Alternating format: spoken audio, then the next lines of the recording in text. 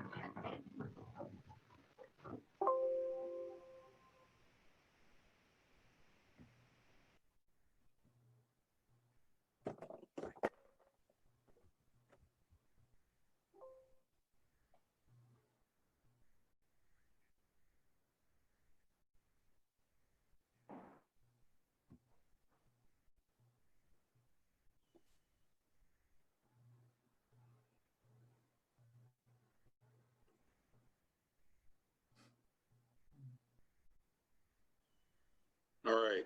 Hey, welcome All right. everyone. Um, for those of you that were just watching the video, We'll please run it back. please excuse the sound. We just had a little snafu there, but hopefully y'all have seen enough of it where you know exactly what they're talking about anyway. So, but welcome everybody that's joining us on this live stream, Facebook, YouTube, Twitter, whichever platform you're using. My name is Kamal Street, and this is Live with the Guys. So, you know, let me just kind of start off like this. We've been doing this kind of a session for roughly about 8 weeks, or this is week number 8, and we do it every Friday. And it was a way to kind of connect during the pandemic, right? We couldn't go out; everybody had stay-at-home orders, and we figured this would be a great platform to, you know, on a weekly basis, just relax, share, you know, engage in conversation as brothers, as friends. And it's been really therapeutic, you know, and we've gotten a lot out of it. You know, we talk about serious issues, we talk about lighthearted issues. It's been really cool. It's been really cool. And with everything that's going on, we felt that this would be a really big way to share what we've been doing with a broader audience. Okay. One of the things is there's so much going on right now. And, you know, we're not experts by any means. All right. We are not TV personalities. We are not political pundits. we're just guys. We're fathers. We're brothers. We're uncles. We're mentors. But at the end of the day, we're friends who care about the Black community. We care about our community. We care about people in general. And there's a lot of things that we have felt strongly about with everything that's going on in our society. And we just felt this would be a nice platform to open it up to a broader audience and welcome all of you. So I really appreciate you guys for taking the time out on Friday to join us. And I hope it's worth your while. This is an open platform. It's our first time doing it. So just excuse anything that doesn't seem quite right. We're just going to enjoy it as best we can, but, get the most out of it as best we can. I want to let you know this is being broadcast on different platforms, like I mentioned. Special thanks to our media partners over at DETV, Channel 28. Ivan Thomas, been a big help. Francine Edwards, our background producer, and everybody else who just kind of help us put the piece together. But, as you guys engage with us, just understand, we're going to just have some conversations, some civil conversations. So please watch your language. Make sure you are, adhering to a big audience. It's not just a private audience. And, we'll kind of take it from there. So right now we're gonna kind of kick things off. We're gonna do some brief intros so you know who everybody is. You see these, handsome gentlemen on your screen, and I'm sure you're dying to get to know who they are. Like I said before, my name is Kamal Street. Born and raised Washington, D.C., Northwest Washington, D.C., and I now live out in Northern Virginia. I am a former corporate sales executive. Now I'm an educator. I recently switched over to being an educator. I'm a mentor. I'm a coach. I work in the community. Do quite a bit of everything. So I'm happy to be here to talk to you guys and share it with you guys. And I'm going to turn it over to my brother Diallo, and he can tell you who else is on this panel.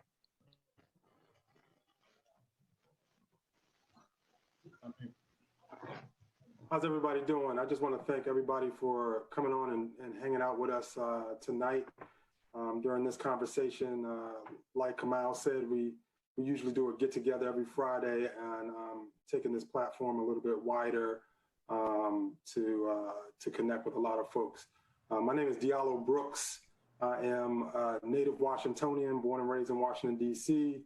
Grew up in Northwest Washington, D.C., live in Northeast Washington, D.C. now for the last, 20 years or so. I am a father, a husband. I'm a father of 3 children. And, these issues are very important to me. I also work for People for the American Way. I am the Senior Director of Outreach and Public Engagement for the organization, where I work on social justice issues and civil rights issues. So this topic is something that I've been discussing and been a part of conversations both with this group of fellas and throughout the activist community. Do a lot of volunteer work, but also do some mentoring, coaching of younger folks in the movement, but also do a little bit of coaching on the side as well. And I'm excited to join. So I'll introduce some of my other brothers that are a part of this conversation. First off is Micah Edwards, who is a former first responder for the Alexandria Fire Department and is currently a special education math educator. So we got a couple of educators on here at Dover High School. Micah also is a basketball coach at Wilmington University. He spent much of his time mentoring young people through sports and education. He most recently completed his second master's degree in special education. Congratulations, Micah, from Wilmington University, and is married to his wonderful wife, who's producing tonight's event, Francine Edwards. And thank you, Francine, for being the catalyst to kind of pull all of this together. My next person that I will introduce will be Madi Sproul. And Madi is just going to be introduced as a financial associate. and entrepreneur. That's brother Mahdi Sproul that's on the line with us tonight as well. And then I just want to introduce Garnett Wilkins. He's originally from Norfolk, Virginia. Been in DC since '89. So we all met him when he came to DC and decided to come with the real folks and hang out in DC. He has a 33-year-old daughter. He's worked in the music industry for 7 years and has been a client service manager at a few different law firms in Washington, D.C. for 17 years. He conducts management training, interview skill trainings around etiquette for young adults that are entering the workforce or that have the desire to go into management. So those are my brothers, and I'm going to kick it back over to you, Kamau. And one last thing I want to say, we all played basketball together, so kind of built our friendship out of that. Yeah. Just had to put a shameless plug in there on that. Yeah, nothing wrong there, man. Nothing wrong there. So look, guys, real quick before we get started in our discussion, everybody joining through Facebook, you can get the live feed. It's available. If you go to Francine Edwards' page, you should be able to tag in and join the stream. Okay. So we're gonna kick things off like this. I'm gonna just throw some names out there. You know, Freddie Gray, right? Michael Brown, Eric Gardner. You know, most recently, Breonna Taylor, Ahmaud Arbery, and now George Floyd, right? And that's just, if you think about it, that's just the names that were publicized because of video. Countless other silent names that we don't know because we don't see it. So what comes to mind, you know, and I'll ask, you know, Mahdi to kind of kick us off here. What comes to mind when you think about those names, and then also what's happening right now with in Minneapolis with, you know, George Floyd and that senseless murder, you know? So you can kick us off, man. Thank you. Right now, as I'm sure all of us are, psychologically, spiritually, even physically just exhausted. My mind is racing because I have so much to say, but it's hard to focus because there's just so much going on from so many different angles. You have the leader of this nation quoting racist Miami police chief back in '67, talking about shooting looters.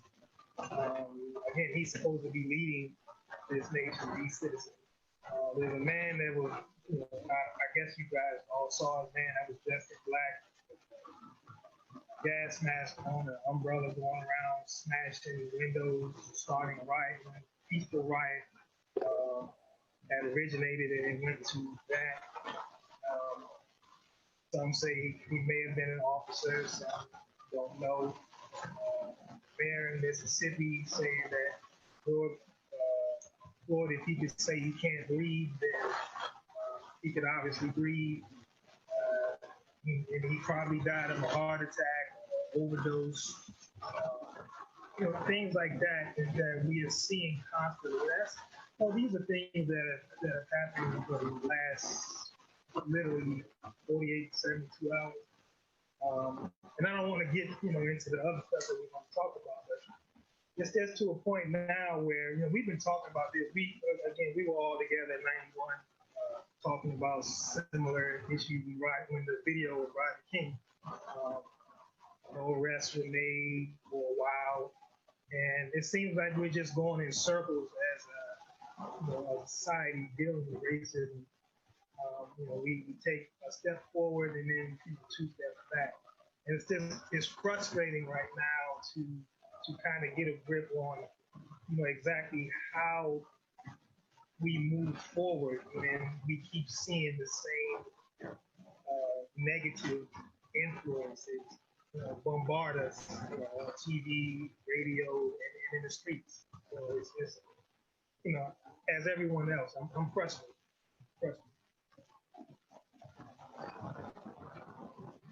Yeah. That, that's I think that's the biggest frustration, right? That we all kind of feel is it's ongoing, it's constant, it doesn't seem to die down. A lot of the rhetoric that we hear from leaders is just what it's rhetoric. There's no action.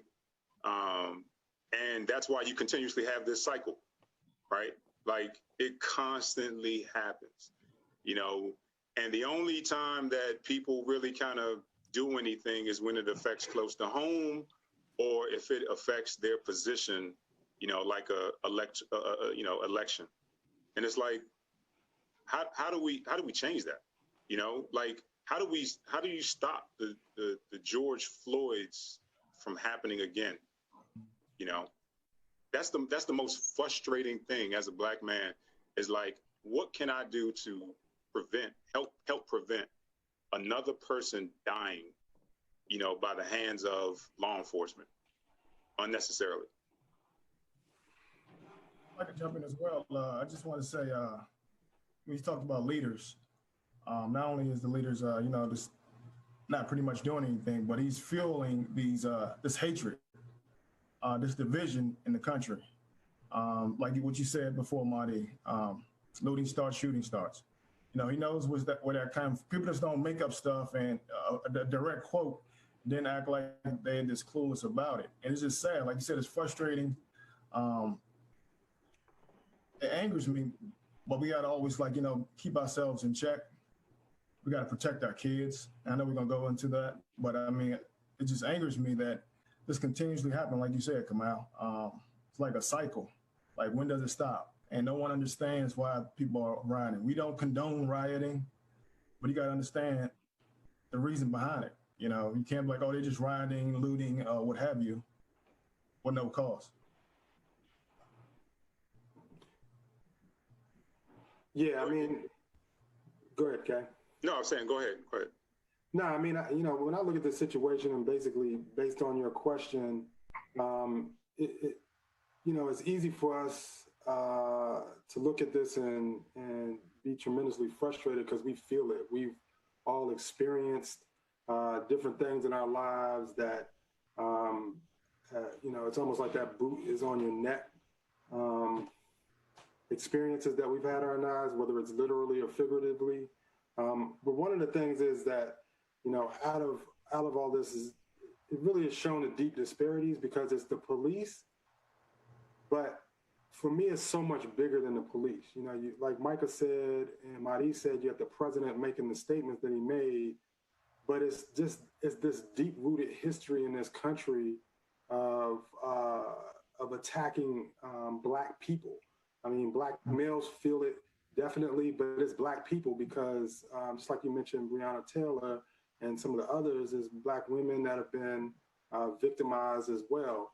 And it comes from this deep-rooted history of hatred that we have in this country that's been a part of who this country is. It was founded on that. Yes. Policing was founded on keeping Black people in check.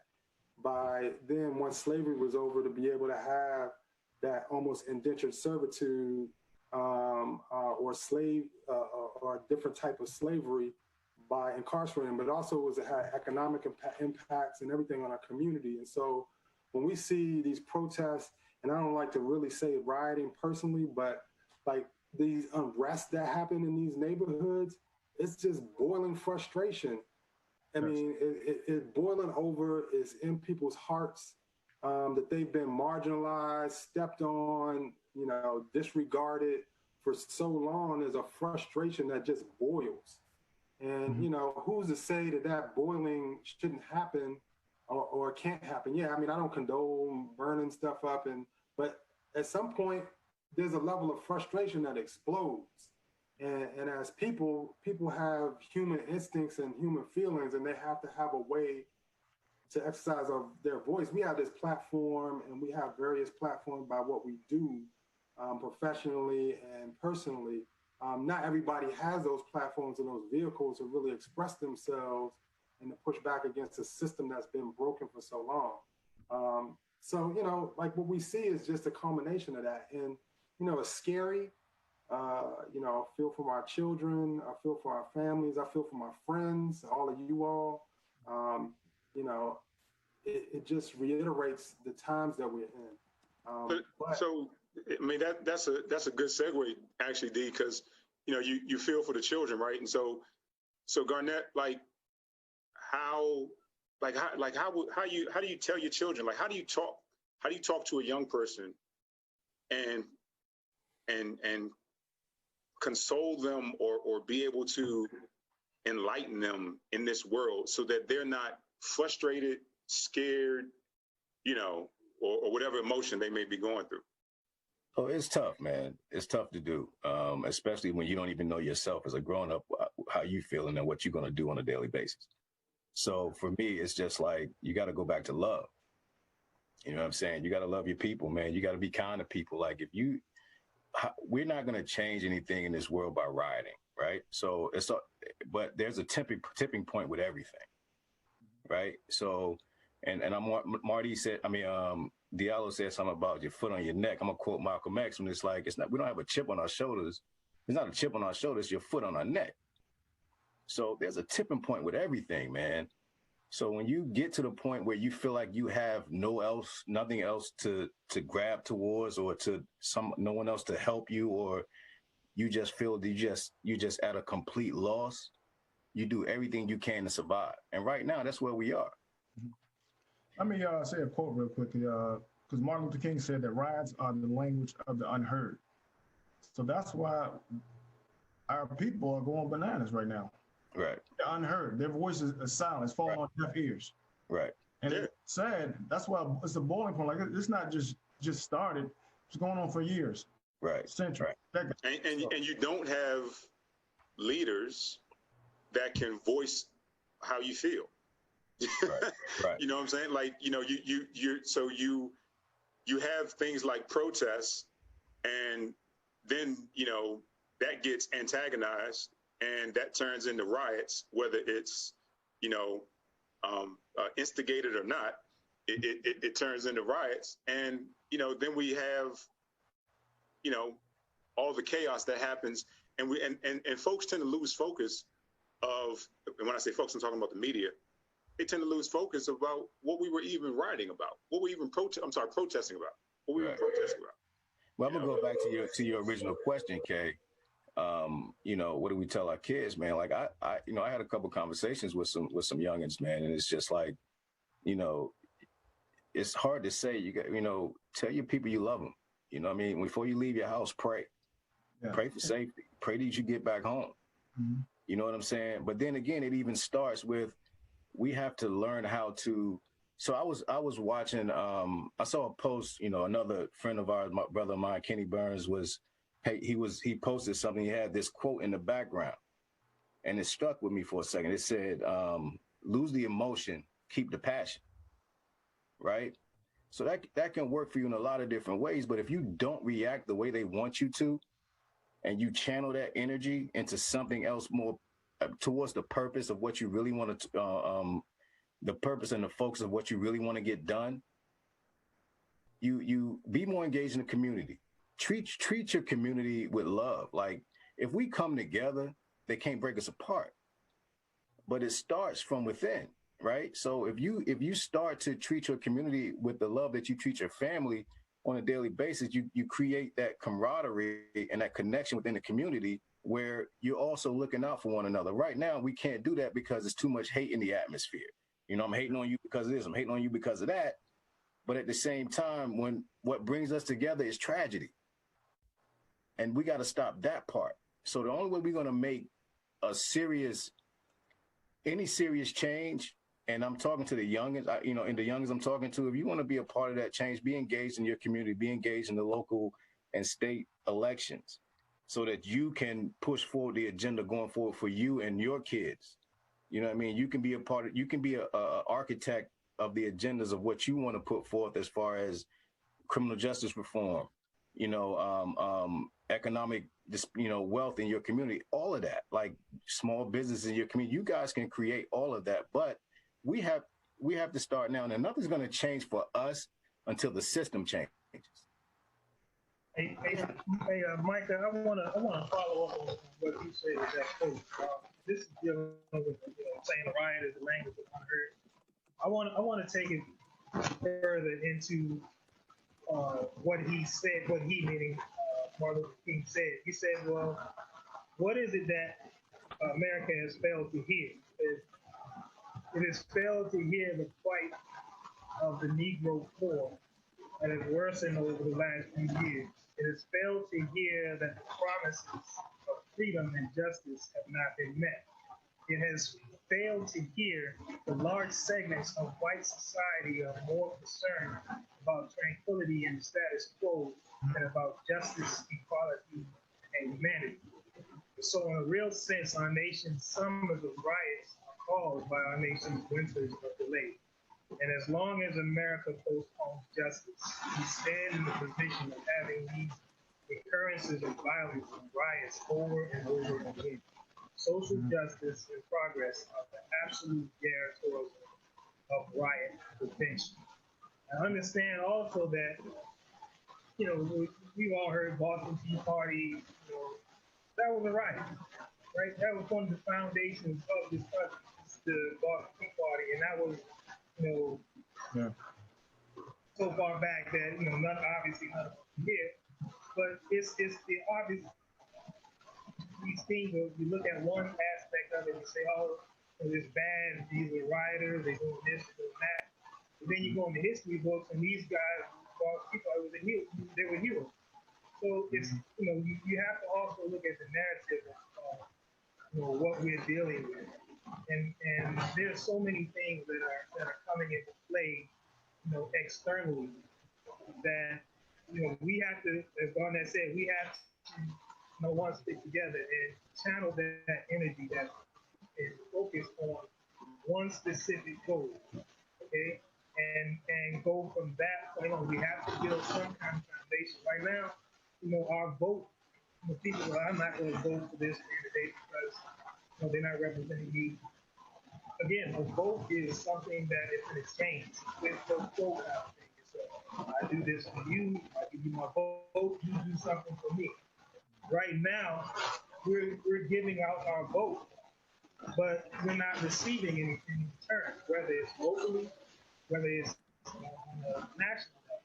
So it's our job, number one, locally, to make sure that when we vote, we put in people who are going to represent our vote.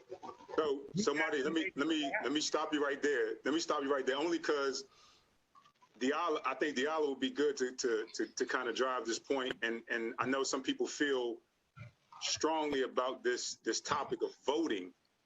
Like some people feel voting is not going to change anything. Like they feel like I can vote, but he's still going to die. I can vote, but I'm still not going to get that job, right? I can vote. And, they feel that their vote is so meaningless. So Diallo, like the floor is yours, brother, Yeah, man, I appreciate that. And I appreciate the fact that y'all brought up the voting, particularly on the local level. One of the things about voting, I talk to people all the time, and there's folks that are like, oh, my vote doesn't matter, my vote doesn't count. If you look at the voting turnout in Ferguson, the people that were elected on a local level to make the decisions about how the police handle, stops and making decisions about what happens in that local community, I think the voting turnout was about 10%. So you basically tell me like 10% or 12% of the population in a given area is making a decision. Of course, your vote doesn't matter because you only have a small percentage of folks that actually participated in the first place. I mean, I live in Washington, D.C. One of our previous mayor's election had like 13% turnout or 14% turnout. 14% of the people that are eligible to vote turn out.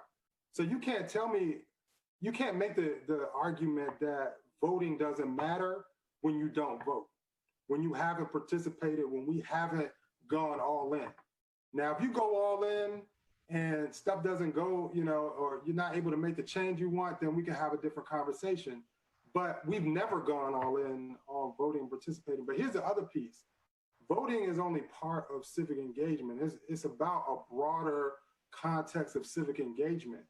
Like, to create changes takes work. Power sees nothing without a struggle, right? And I know folks are familiar with that quote. We have to do the hard work. We have to get on the ground and not only vote for folks, but show up at city council hearings, show up at community meetings, show up in places to let them know that they're accountable to us. And I'll give an example just on what's happened in Minnesota. There's two brothers that are in positions of power that potentially can make a difference in what's going on out there. There's one is the recent mayor of St. Paul, the neighboring city, is a young black man. Also, the attorney general for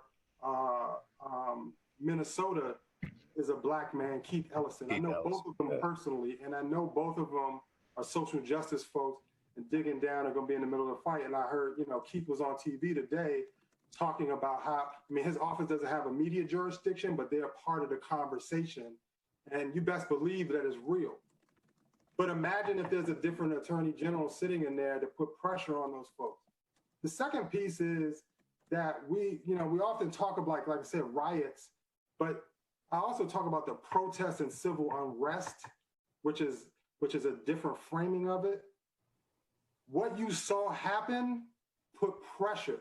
There was a governor, there was an attorney general, there were police chiefs, there was the president, whether he was saying dumb stuff or not. All of those folks were there at a press conference today because there were people in the streets. So you can't tell me that people in the streets doesn't translate to change happening. Now, of course, we don't want things to go violent and go into a bad direction, but the majority of the people there that are on the street were protesting. They were making their voices heard and said, this is unacceptable and we want change. Right. So, but you're right. They came out and said some things, but they're also the ones that incite as well. You know what I mean? So you got the prosecuting attorney that's coming out and basically in that clown of a press conference that he had yesterday, basically saying that, he had evidence that there was nothing criminal that happened toward George Floyd. Like, can you imagine the pain people feel when you hear that? It's like, man, again, they're gonna get away with it again. Yeah. Like, are you serious right now? So what do? Of course they're gonna come out and say something when buildings start burning and small businesses start burning up. Of course, when you burn up 10 blocks, you've got somebody's attention. Mm-hmm. But it shouldn't have gotten to that point in the first place. Right. I mean, and you have to push the narrative. You got to push the narrative. Protesting is a way to do it. And in some cases, it's the only way. Like they have to make sure that they understand you're not going to be silent. You're not going to just sit there and take it. Voting, you have to vote, right? But you also have to get involved, and you can get involved in many ways. But protesting is a knee-jerk reaction in terms of making sure that issue that is at the forefront, the leaders and the people that are being silent, they know where the community stands. And so that's why protests are so important. The problem with the protest, once again, is the spin cycle that goes on. The spin cycle with the riots, and everybody wants to flip the script and talk about the riots. Right. And then any issue that you get into with police, right? About, well, they walked too close to the police, or the police tried to ask them to go home and they didn't go home, and it's just that because that's a whole level conversation just about how, community relations and police relations and things like that, and protests are important. They are. They do things that other forums don't do. And I think the more you get that message out there, the more you make people that are in decision-making authority do something. because otherwise they're not. They're just going to sit back and say, oh, well, it didn't bother me. It didn't bother, people I'm around. I'm good. Right. I mean, I protest definitely matters, but we have to start. The rioting part, man, is what gets me. Right. You know what I mean? So don't need the rioting. We have to start channeling that energy in a better way. Like I said, in a purposeful way to get things done. And I know it's hard, man. It's hard. It's got to be hard when you feel like you don't have any wiggle room. You know what I mean? It's hard. So that's what people resort to. And y'all see what's going on. I mean, as we speak, right? White House on lock. White House lockdown. They got riots or burning in Atlanta, right? Atlanta. Minneapolis is in going at, like, folks are going to the street across the country, and it's white, black, Latino, it don't matter, because folks are fed up. Folks are fed up. When you talk about what's going to change, that's what's going to make it change. It can't just be us.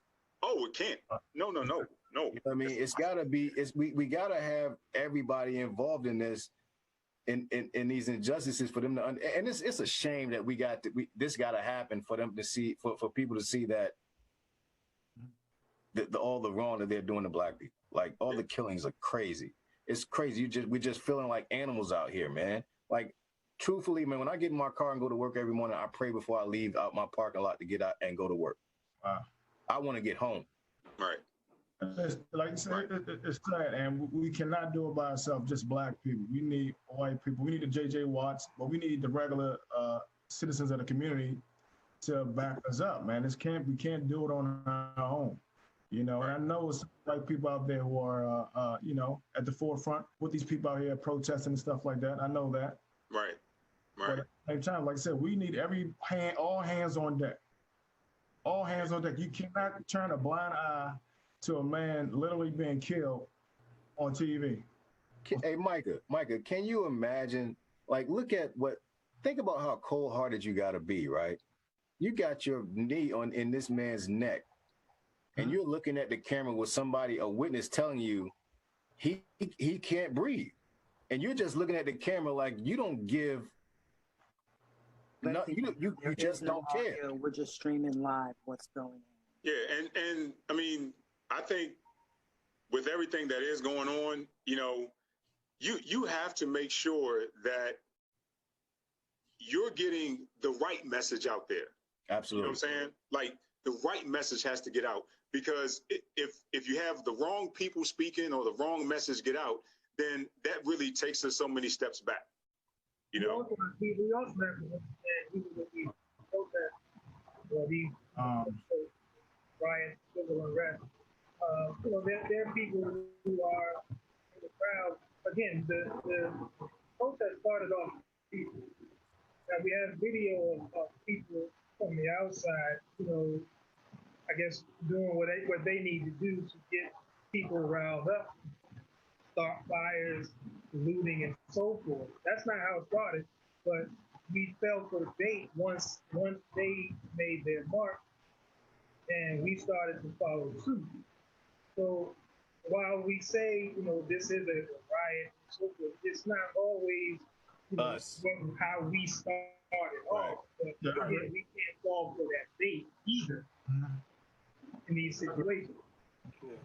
I mean, like, for me, like, I'm gonna tell you, I've been in these protests over the years, whether it be, whether I've been in St. Louis with protests, and I've been around the activists that have been leading some of these protests and stuff, some of the Black Lives Matter protests that have happened over the years. And while there's a forceful message, those folks are out there protesting.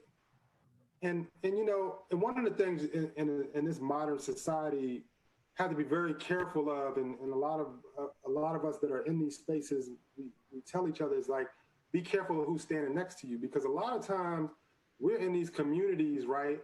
And I know Micah, I know Mahdi, I know Kamal, because we're all from the same neighborhood. But all of a sudden, I see somebody that I ain't never seen in the city or around. Like, of course, you're in a big crowd or whatever, But then you start seeing some folks acting up, and then you start wondering where some of those folks are coming from. Because there's emotion, and people gonna have emotion. You can't tell people not to have emotion. That's human, right? But there's a message of like, we want change.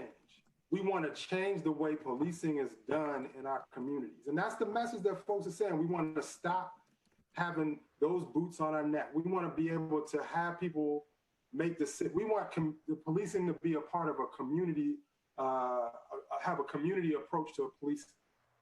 Nowadays, in particular in these gentrified areas, you're starting to have extreme numbers of white police from suburbs and deep suburbs coming into cities to police folks they have no relationship to or really no care for.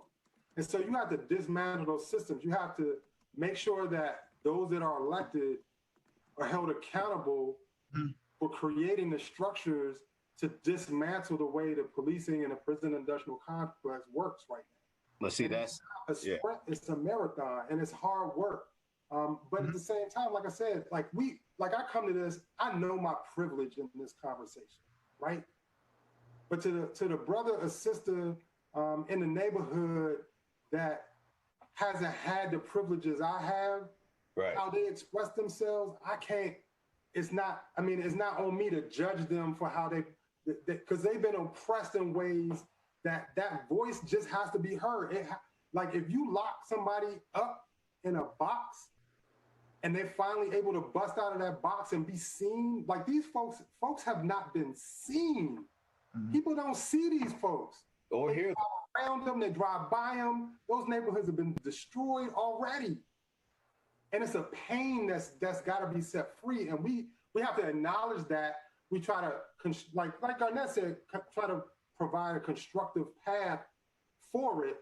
But at the same time, it's like we understand it because we know. Mm-hmm. We know that's that pain just screaming, help me. And like I said, people don't, this is my last point, they wouldn't have had any type of press conference, regardless of what they said at the press conference. They wouldn't have arrested that police officer, even how bogus that arrest was, if people didn't put their feet on the street. If people didn't take their butts out into the street during a pandemic, during COVID.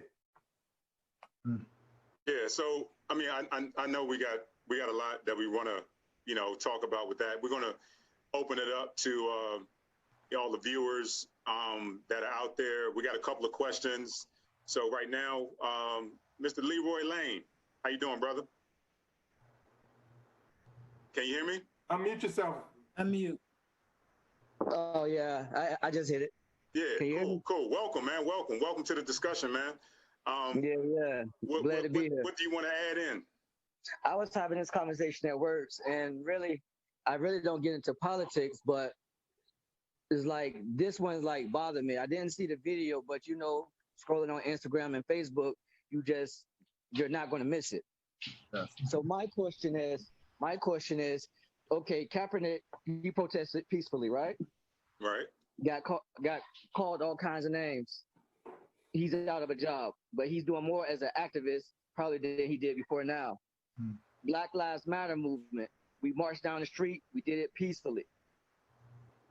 Same killings, So now we get this killing on live TV. Everybody sees it. Now it's an outrage. Yeah, I mean, I don't condone rioting, but when is enough? Like, we did everything the right way the first couple times. Now it's a lot of pain. It's a lot of anger. And now what happens when anger happens. People start to destroy things. And it doesn't matter who it is. It could probably be their own.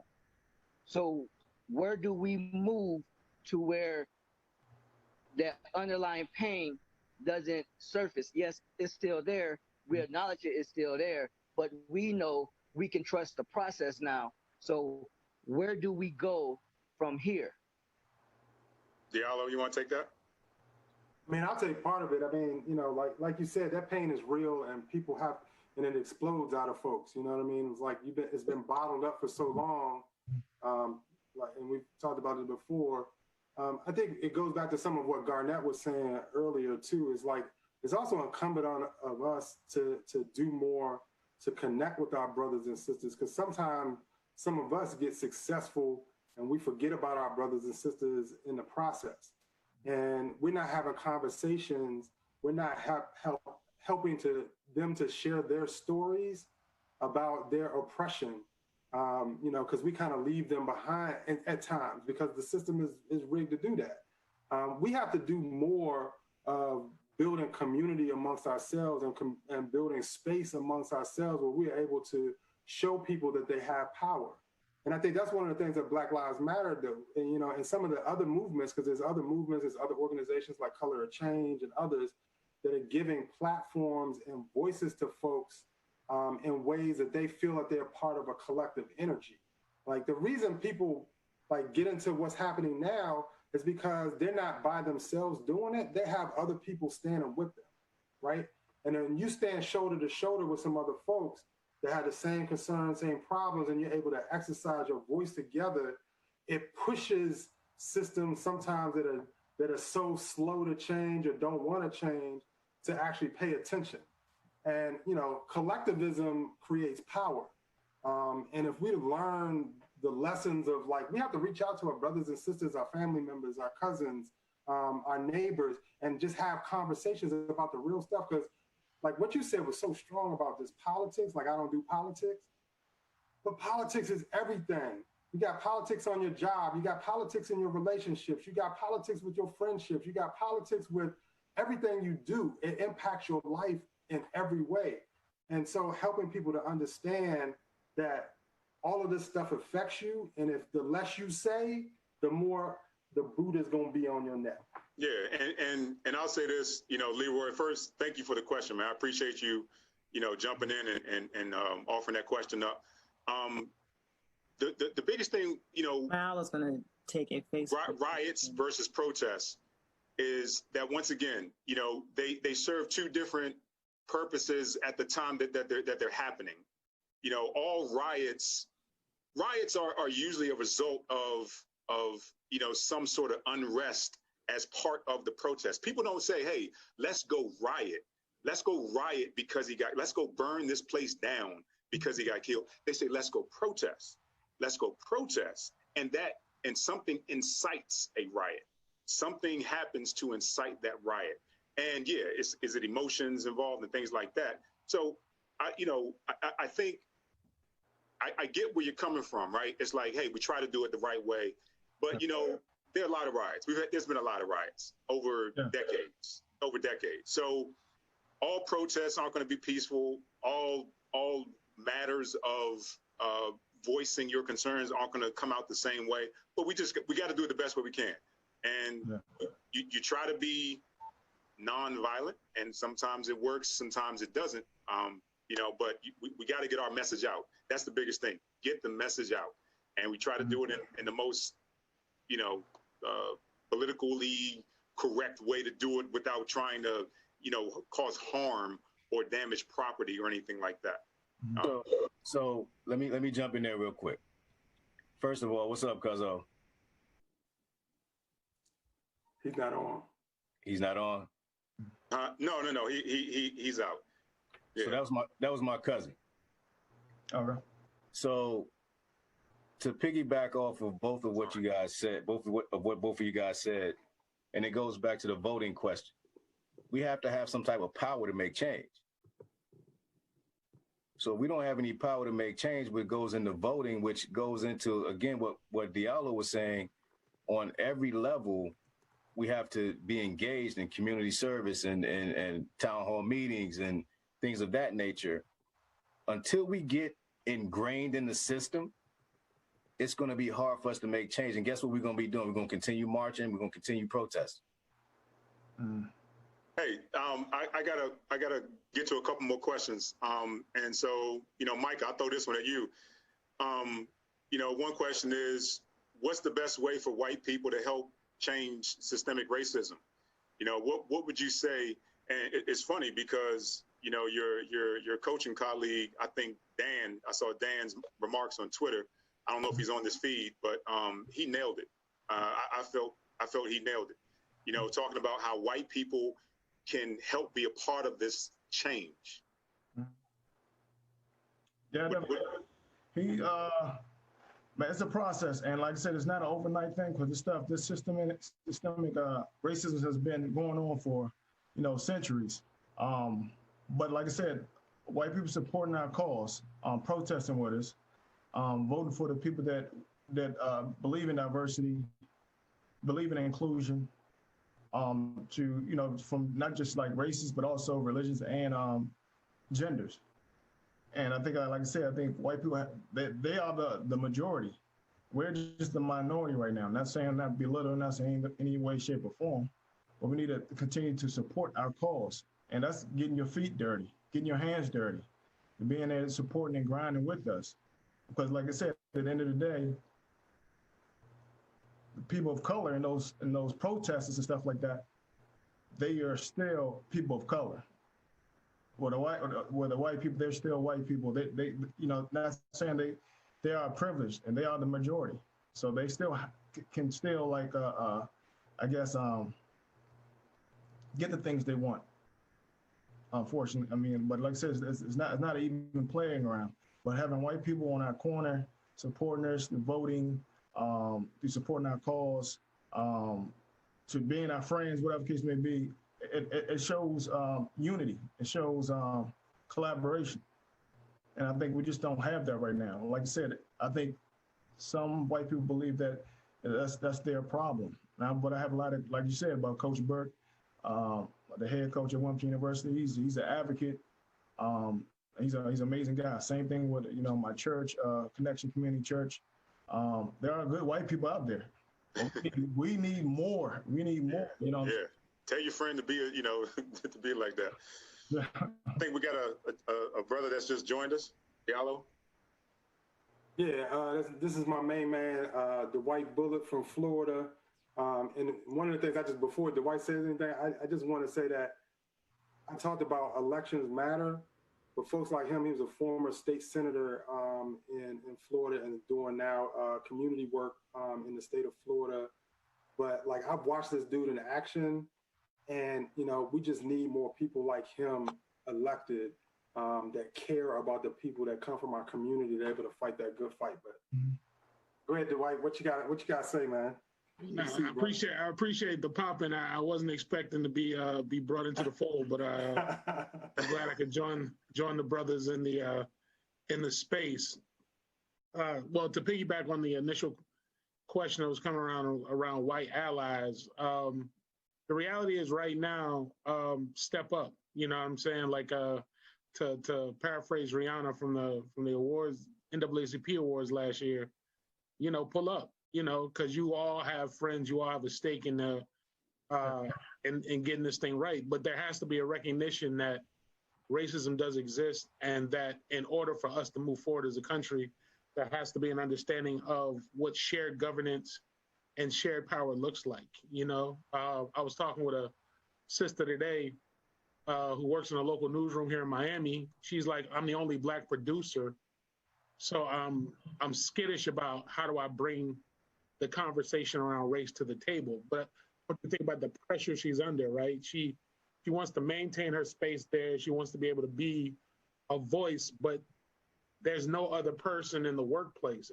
And for you know, allies, supposed allies, or white folks in positions of power, you have to look at that. I mean, it shouldn't take a disparity study or leverage or a Rooney Rule in the case of the NFL for folks to step up to the plate and recognize that there's a disproportionate imbalance of Black people in decision-making spaces, and therefore we get into situations like these because of the absence of our people in the space. But I'll get off that soapbox for 2 seconds to talk about, I had put something in the chat that basically spoke to the fact that, you know, we talk about the notion of riots, and we got to be careful with our language, just because when it comes to riots, and this just comes from my history professor at FAMU, we did not begin, nor have we like even remotely perfected what a riot looks like, because white America has perfected that more times over than we can imagine, right? And so I put in the chat the Red Summer of 1919. And the thing that makes that so problematic is not only did in excess of 21 cities across the country go up in flames due to racial animus, the reason that that happens is because, you know, Black soldiers returning for World War I had the audacity, right, to go and expect equal treatment because they had served and shed blood for this country, right? Even after, W.B. Du Bois, you know, talks about closing ranks, you know, they still send R.R. Moten into France and Germany to remind Black folks that don't expect to be treated any differently once you come back to the United States. And so these brothers come back, you know, to places like St. Louis, you know, places in the Deep South, and believe for a second that they might have a stake at the American dream.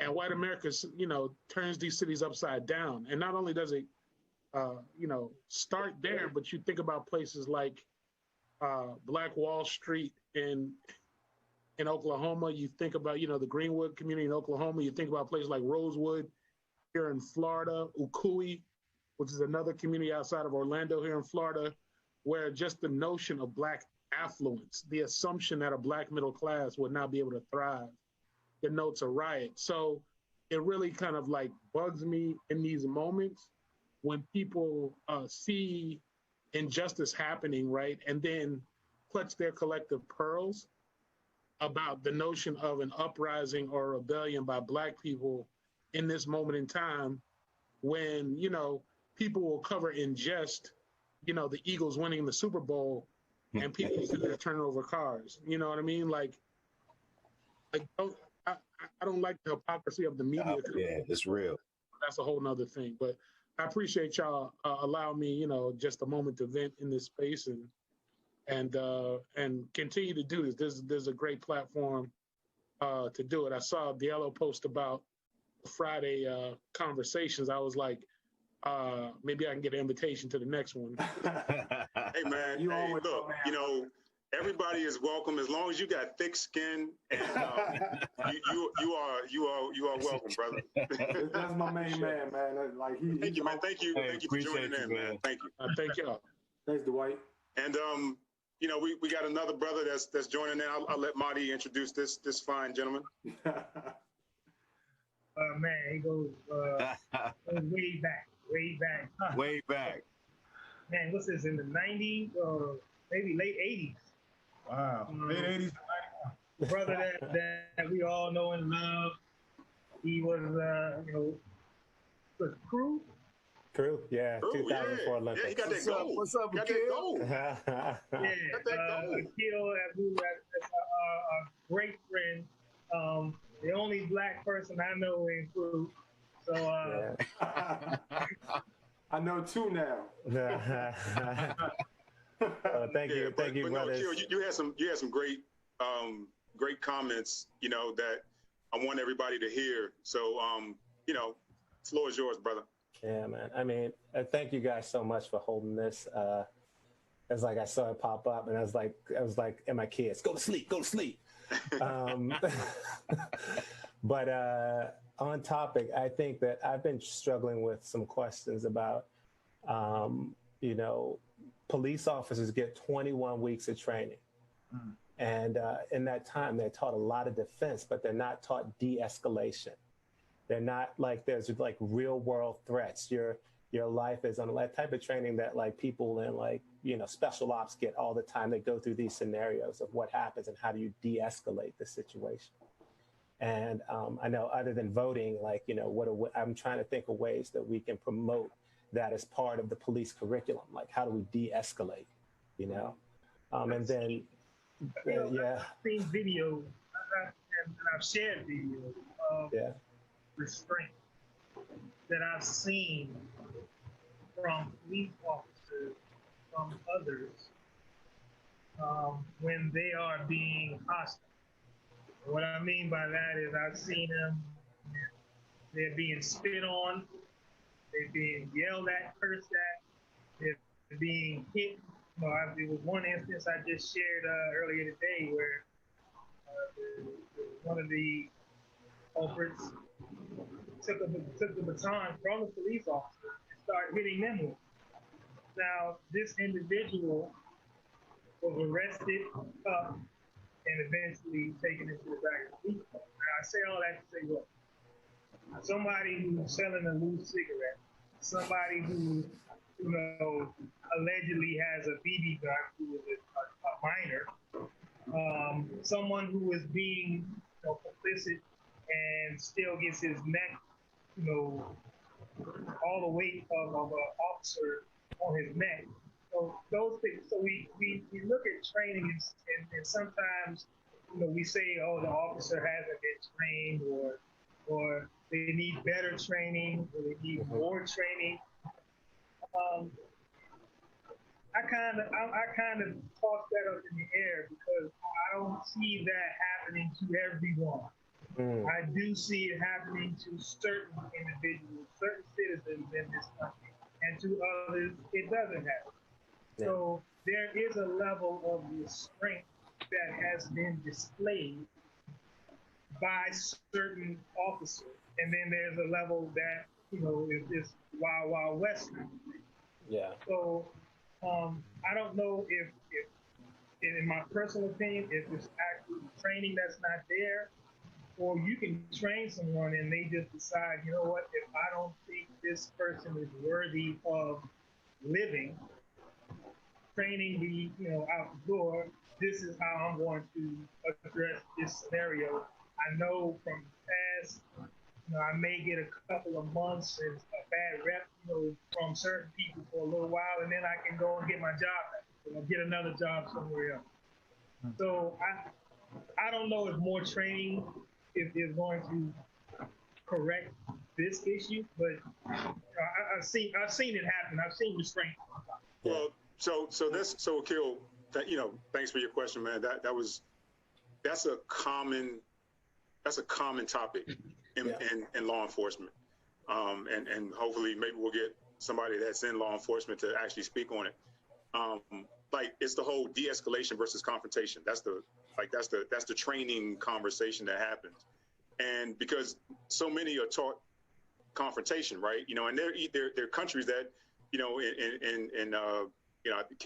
parts of Canada and in Britain where they don't even carry guns, right? Because they're taught to be non-confrontational. Whereas in here in America, it's more physical. You do deal with issues in terms of confrontation and things like that. And it's like, training is so important, but it's also other kinds of training, right? Like, there's a big conversation about diversification, right? Is that working? Is teaching police officers about community relations, is that working? I think training, I personally think training is important. I do. I think training has to happen. I think, but I don't think it is what's really going to move the needle. Yeah. It's just like one ingredient in the pot, but yeah, definitely, that's a good point. De-escalation, right. They have to be taught, and that has to be emphasized, the de-escalation, because just that video that Marty was talking about, they used every method they could besides the gun to right. subdue that victim, whereas if it was a person of color, yeah, we'd have been talking about him as well. Yeah, and that's sort of what I was gonna. I agree that, like, training isn't the one, like, the silver bullet. I'm just saying that, like, when you get 21 weeks of training, like, they say, all right, we want you to be able to protect yourself. But when you're going into a community to serve and protect, you need to have the skills required to keep yourself safe, right? So, like, we've seen cases where police officers were just close and it just got out of hand because they were so close, right? Whereas if they had been 6 feet away, 20 feet away, talking to the person, then it might not have gotten physical as fast, right? Right. So I guess I agree with both you and Marty that, like, it's not the end all, but I still think that we need more de-escalation training. And Right. then, One of the things, I'm sorry, I didn't mean to cut you off, but I mean, one of the things that, you know, like I said, I work with some elected officials. Dwight was one. I know one of my colleagues is actually mayor of Ithaca, New York, and there's also some police departments, or what they're doing, some mayors that have control over their police department, what they're doing is doing psychological evaluations on the front end of hiring. So it's almost like adding implicit bias testing on the front end of hiring police officers, right? And I've done implicit bias training in the office with staff, but really getting at what folks' implicit biases are coming in the door. And a lot of that de-escalation stuff connects to the way people perceive Blackness in the first place. Like, so when I look at a Black person, like you're taught from elementary school, like there's been studies that say, okay, I look at Black male and Black females in elementary school as I look at adults, right? And so if you have that perception from those young ages, you've already gotten into a process of looking at Black people in a different context. And also it's like this psychological, how we perceive Blackness. And even Black people do it to each other because we've been conditioned that way as well by this country. But like the biases that people bring into the door, even as they're getting this training, some folks need to be weeded out the context. Like, why are you becoming a police officer? What are your goals as a police officer? What do you feel about Black people? What do you feel about, you know, different ethnic groups? And there's some folks that should have been weeded out at the beginning. And I think there's some officers that do a great job of de-escalating. I've seen it. I've known guys that have been police officers that have de-escalated situations with young Black men in situations that could have gone south, but they were under total control all the time and did an excellent job of saying, hey, young man, you need to take yourself home. If you need a way to get home, I can help that happen, but didn't get into a confrontational situation. So we have to applaud those examples.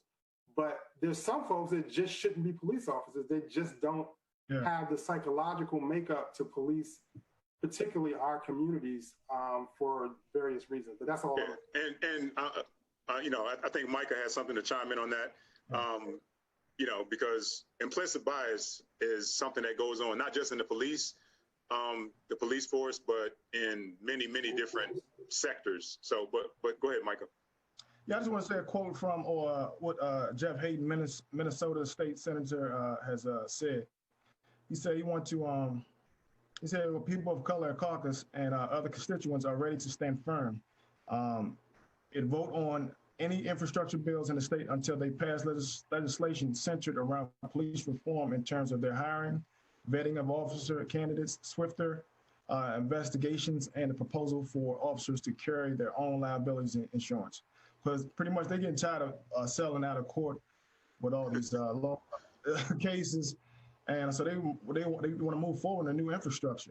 And that's what I'm saying. It goes back to you got to change the whole system, man. Yeah. Like and it's regional too. Like because trust me, in rural America, it's a different set of rules. Yeah. You know what I mean? Than it is here. So it's until you like I said, get ingrained and really start to make change, man. We're gonna keep going through these things. And Akil, you said something about the snitch culture in the police departments. That's a big deal too. You know what I mean? Because we sit back and we have a lot of African American police officers that are sitting back quiet, silent, not saying anything. And they know what's going on. Well, I think why don't we just go ahead and turn it over to our guest that just joined us. Thank you for you know joining us, Sergeant Ronald Davis Jr. You know, I saw you chiming in on the chat, and you know, I definitely want to hear your take on this, being that you're in the police force. So the floor is yours, brother. Welcome. Thank you. I'd like to say first, thanks for being here. Thanks for having me. I got 28 years on the police force, 16 years in Philadelphia, and now 13 years in Middletown, Delaware. It's a big change going from a large city department to a small-time political department, if I can say it that way. what you said about the police culture with the no snitching thing, that is ingrained in every officer at the very beginning when they go into the police academy. That is something that is done. But being a Black officer that's involved, I handle people differently. And if you do it around me, you're going to be brought up on charges. This thing that happened in Minneapolis is tragic. My officers that I supervise, they know if you see one of the other officers getting out of hand, step in, move them away from the situation, de-escalate it, and you take over. We remove that officer completely. Now, I do agree with one of the gentlemen that just said about more training and implicit bias. I've had some training. It was a brother. I think he taught at I believe it was at Howard. He's a professor down there, and he came to Delaware and he taught implicit bias. That's a training that I believe all officers should go to. Through his training, I learned that I had some biases, unfortunately.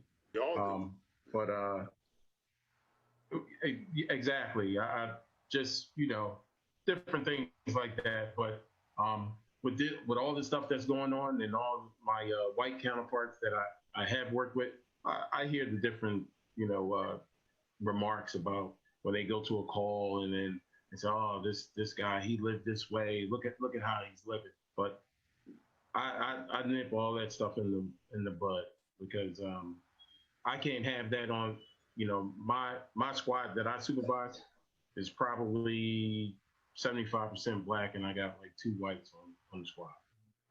So, and the person, when I'm not there, she's supervising, she's white.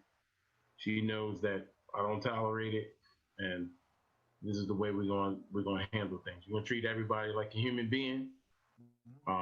We only going to escalate when they escalate, and we'll de-escalate when they calm down. How do we spread that to other departments that say may not be 75% Black officers, maybe 35, but still have them, I guess, bold enough to confront or report when they see obvious wrongdoing occur? Well, my suggestion is that, me and another sergeant, we were born and raised in Philadelphia, and coming to Delaware, which is completely different type of dynamic. This is like small town politics. It's like racism at its best. When I first came there, I was called colored in 2007. And this is somebody that I'm handling a complaint for. His wife got her purse snatched. He said, yeah, it was a colored person like you that took my wife's purse. So these are different hurdles that we got to jump. But my suggestion as far as the different training, we have what we call a Citizens Police Academy. Our new chief, he's developed a program where we have Citizens Police Academy. And I talk to all of them, and I teach a class where, hey, listen, if an officer pull you over, these are the things to expect. Are you allowed to ask why you pulled me over? Absolutely. But it's just like having a conversation with one of you gentlemen. When you're talking, I'm not going to talk. When they're talking, I'm going to respect them and let them talk. It's just unfortunate.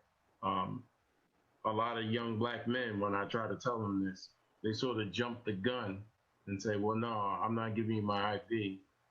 You're going to tell me why you pulled me over. You have to provide your ID.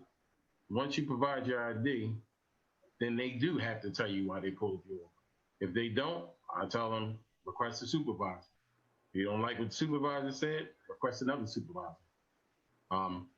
This is the way we got to, this day and age, to protect our young Black men. Call the supervisor, I'll show up, or another supervisor show up.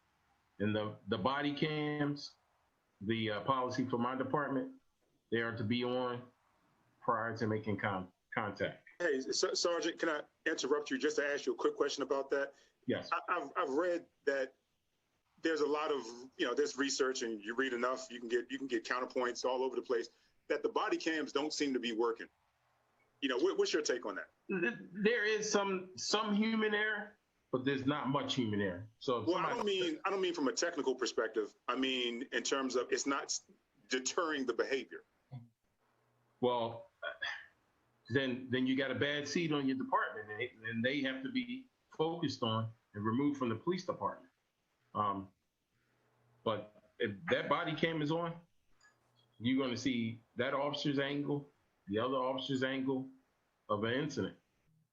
And that department has to be held accountable to the misbehavior of the officer. Any use of force with the current department I'm in, any use of force that occurs, I have to immediately review the body camera, look at it. I'll have the officer fill out a use of force report, and I'll fill out a use of force report. I'll review the report itself, and then that report will go to the lieutenant, and they'll review it. Cool. And then if it needs, is discipline involved, we'll discipline. Okay, great. Thank you, man. I appreciate that. And I wish we could get into a whole lot more, with that. We're going to, bring in another Thanks, Ron. viewer. No problem. That wants to chime in. So who do we have here? Turner Jones. Turner Jones. Hello, how y'all doing? How you doing? Hey, what's up, man? Thank you for having me on. I've been friends with the Edwards family for a good number of years. Now, we ain't gonna hold that against you. We ain't gonna hold that against you. Please don't.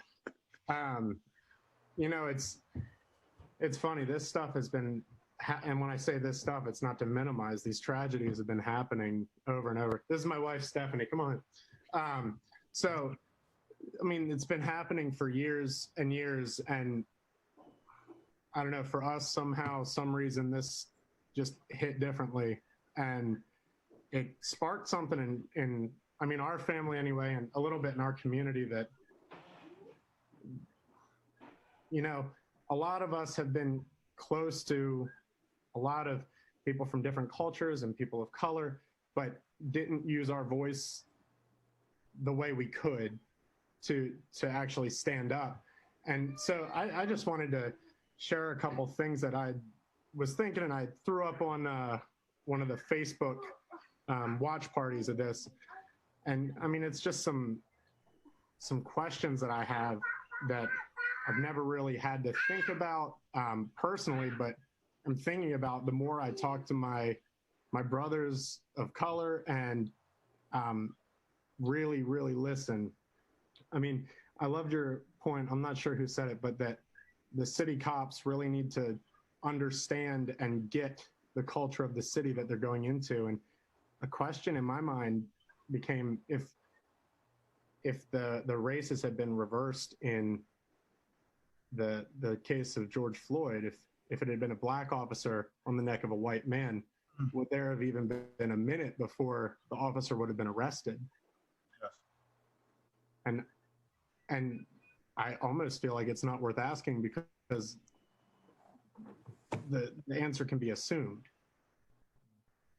And then I was thinking, if it was a black officer on the neck of a black man, would it have made news? And questions like that. And one question that my wife raised to a friend of ours while they were talking about all this is, if people of color can't use their voices and they can't kneel in protest like Colin Kaepernick without a national falling out, and it's equal to when there's rioting in the streets, what can they do? What are people allowed to do? How can they speak? Well, that question that you just asked, the same questions that we're asking right now. Yeah. If we can't protest peacefully and we can't riot, what is there left to do? If we can't express our feelings, our emotions, in a civil manner. It seems like the only time that, again, I don't condone any kind of violence, but the only time that people tend to listen is when there is some kind of upheaval, uproar, things are being smashed. Hey, look at me, listen to me, here I am. I'm in your face. And now, okay, we can start to see, okay, maybe there's an arrest here. And this was brought up before. And to address if it was a black cop and a white citizen, and that same thing happened, would he have been arrested immediately instead of taking 2 or 3 days? I think we all know the answer to that question. And again, that's just the way that our society runs right now. Again, we have to, as Garnett was saying, we have to get on the inside first and then be represented before we can actually make a change. And we have to be unified. Right now, the division between, it's this neighborhood or it's that person doesn't affect me, whether it's people of whatever race. We have to be united to stand together to say, this is what is expected, this is what our rights are, and this is the only thing that we're going to accept. My issue with all the protesters and these riots that go on, it'll last for on CNN for the next, maybe until this time next week. Then it'll start to die down, and then we starting from ground zero. The only time we get unified is when we see stuff like this, and then all of a sudden in a week span, we all get together, we all agree on the same thing, we all want to focus our energy, and we all going to reach the same goal. But then, you give it a month, and they know this. They know what's going to happen. So you give it a month, it'll die down. No one's going to be talking about it again until the next time. Mm-hmm. So right. And I think those are the sentiment I think that a lot of us share. Pastor Jones, I greatly appreciate you taking the time to voice your feelings about this on this platform. It's great to hear from different angles. Thank you, Sergeant Ronald Davis, Akil, the other gentleman, I forget his name right off the top, but I appreciate everybody for chiming in. And we went a little over, but we're going to wrap things up because we're getting close to the finishing time frame here. So let's just give our closing remarks, and if everybody could be brief. But let's give our closing remarks, and then we'll go ahead and wrap up. Thank you, everyone, for joining us on the live stream. Really appreciate it. We appreciate all the feedback. We appreciate just everything, because this is just the conversation that keeps going on. So thank you. So, who wants to start us off with closing remarks? All right. Oh, there we go. My man. All right. No, like I said, this is a blessing to be with my brothers that I've known for over 30 years who grinded with me. And, we're fathers now, we're uncles now. And at the end of the day, man, we have to, protect one another, protect our family, and, fight for all the injustices going on in the world. Because it's frustrating, and, everyone's angry, everyone's emotional, because it's like you're stuck in some type of deja vu tunnel. It keep happening over and over again. And we just need to continue to stick together. And I can't even say patient, because it's been going on too long. And like I said, we got to have a voice, and we need that. Like I said, we need our white counterparts to assist and do the right thing. You know what I'm saying? You can't, if you see a coworker, using slurs and stuff, address it. I mean, we can't. You got to get dirty if you want change. You got to get dirty. Cool. Thanks. Who wants to chime in? Nat? Closing remarks? So, first of all, love my brothers, man. Appreciate y'all. We do this every Friday, but it's a different tone today, which I love, because we're actually giving people, letting people know how we feel, that we are engaged in the process. But I also just want to say, man, to my people, man, you know, not just my people, but to everybody, man, just love each other, man. Like this, we're not gonna get through this thing just keep riding and fighting and you know, being at odds with each other, man. We got to come together at some point, so we got to let love lead. That's what I'm gonna leave that. Cool. Marty. So, yeah, it's always great to talk about things and hopefully we'll make a change. But I want to make sure that we don't forget the young lady that reported this. She personally witnessed a man being murdered, right, by law. She should be held up as a social justice hero and protected, you know, on social media and in her home, and, you know, by all of us who, you know, who appreciate what she had to sacrifice to do this. There's so much right now that she's being attacked. Other people who are speaking out, they're being attacked by those who want to see kind of the status quo remain. We often talk about PTSD, you know, when soldiers, you know, they experience some kind of traumatic scenario. And this is a traumatic scenario.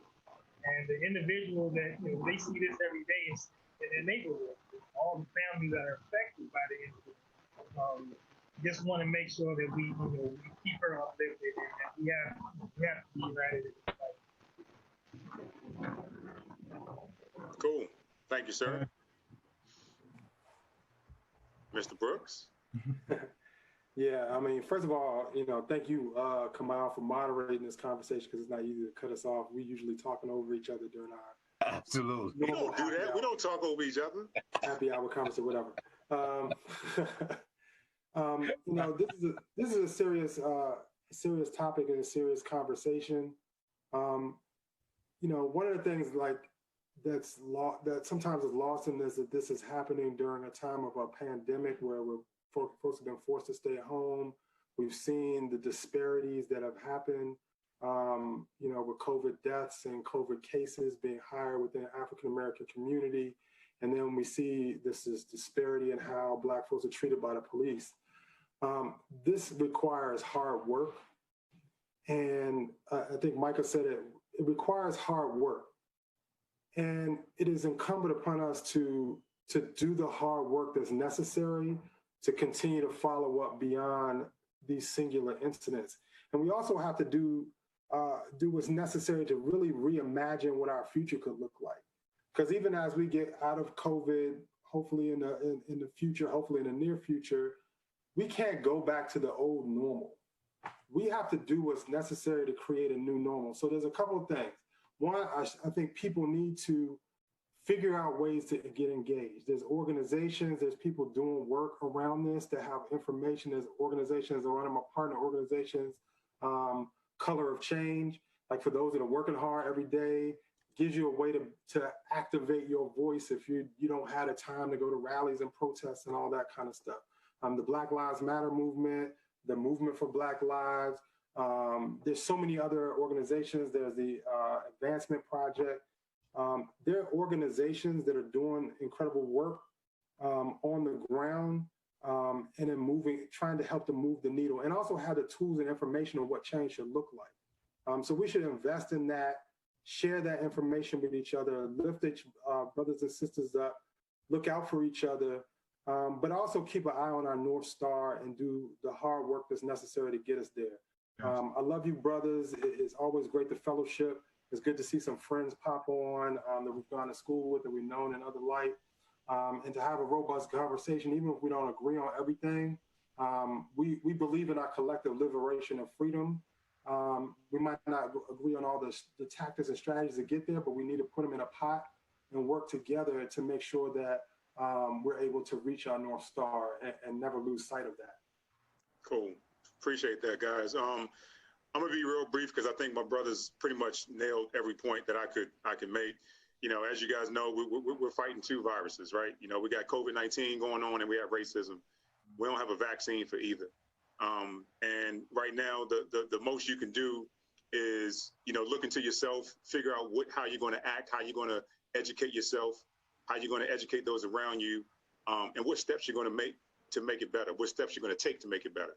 That's it. This is about action. You have to do something. You have to move. And if you just sit and talk and like something and tweet something, that does not get anything done. Get up off your butt, let your voice be heard, and we'll make things better. Okay, we'll make things better. So, but thank you all once again. We're going to end with a video that we were trying to show at the beginning, and I hope you guys enjoy it. Feel free to chime in. We're going to post this feed on YouTube and Facebook because it's recorded. Peace and love. Thank you. Tonight, a white woman who wrongfully called the police on a black man in New York City's Central Park has been fired from her job at an investment company. It all started when Christian Cooper, no relation, who's filming, asked her to leash her dog in a section of Central Park which requires it to protect the wildlife. Sir, I'm asking you to stop. Please don't come close to me. Sir, I'm asking you to stop recording me. Please don't come close to me. Please take your phone off. Please don't come close to me. I'm taking pictures calling the cops. Please call the cops. Please call the cops.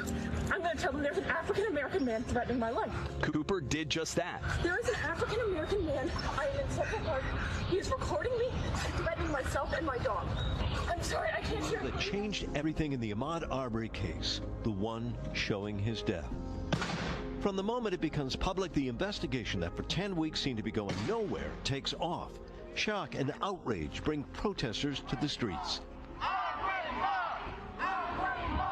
Arbery's family. He ain't bothering nobody. Always mind his own business. And that's what he was doing when he got killed. When he got lynched. That's what he got lynched.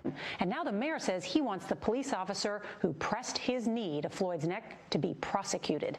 CBS's Jeff Pegues reports tonight from Minneapolis. The new cell phone video shows the initial arrest. Officers are seen taking George Floyd out of his vehicle. In surveillance video obtained by CBS News, a handcuffed Floyd is walked across the street toward a police car. In the distance, you can see Floyd fall. In this newly circulated video, 3 officers have Floyd pinned on the ground, while another stands over them. You can hear Floyd pleading for air. The officer who pressed his knee to Floyd's neck has been identified as Derek Chauvin. He doesn't let up until the 46-year-old's listless body is put on a stretcher. In a new report, the fire department says medics in the ambulance checked his pulse several times, finding none. He was later pronounced dead at the hospital. Tonight, this evening, a growing group of protesters have gathered at the front of the Minneapolis 3rd Precinct. We'll give you a shot from Sky 4. You can see the front of this building is on fire. We also know in the same area that the Maxit Pawn Shop, which is a much bigger building, is on fire. An activist group live streaming the riot says they have taken over this building. Chief Ramsey, I want to bring you in. I don't know if you've been watching live everything that's just unfolded, but does any of this make sense to you? Absolutely not. I mean, the state police are going to have a lot to answer for with this arrest here. It didn't make any sense to me. I mean, he's standing there. He identified himself. You can see his credentials. Definitely exploded overnight. You can see behind me, this building is still on fire, and actually emergency crews and authorities are working really hard right now to try and douse these flames and prevent the fire from spreading. Now, this is a change that we have noticed in the past few hours. You see this heavy police presence, the National Guard and state troopers have been called in here. You see all those emergency crews and firefighters. Take a look at this police line that has just set up a perimeter around this area. I'm here to announce that former Minneapolis police officer Derek Chauvin is in custody. Former Minneapolis police officer Derek Chauvin has been charged by the Hennepin County Attorney's Office with murder and with manslaughter.